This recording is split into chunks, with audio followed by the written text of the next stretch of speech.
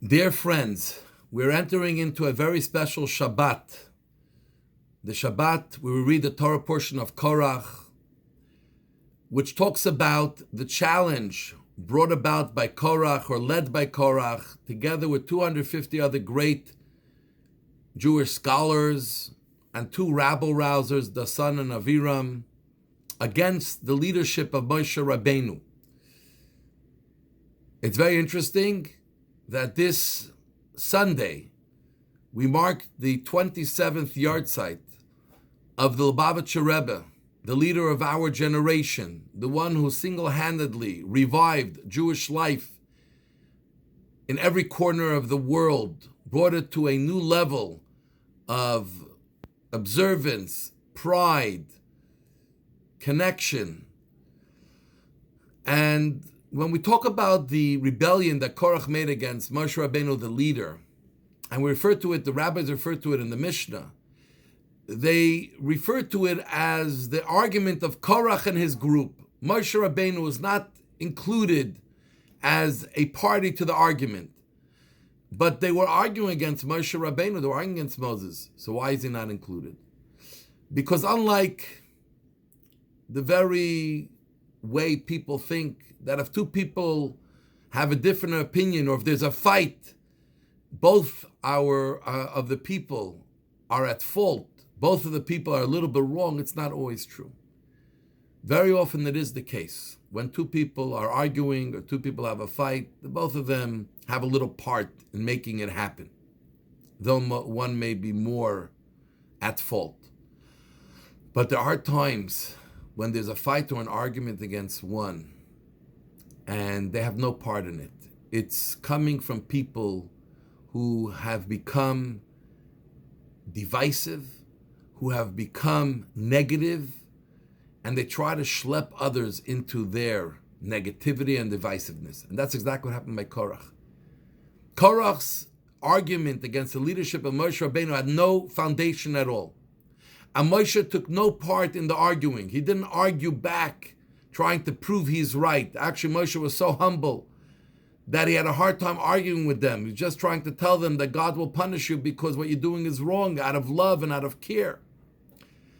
We just saw it now as well, the way Israel was dealt with in the press. And you would think that Israel is arguing with Hamas and with the Palestinians and want to hurt them. We all know the fact that if not one bullet is shot towards the Israelis, not one type of terrorism is happening, nothing will happen back from Israel to the Palestinians.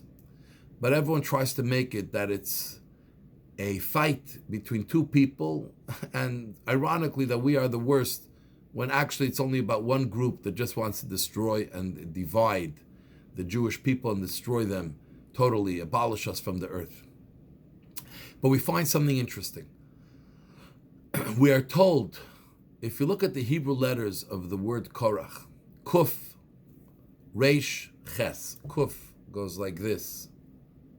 Reish goes like this. Ches. The first two letters have one leg. The last letter, Ches, has two legs.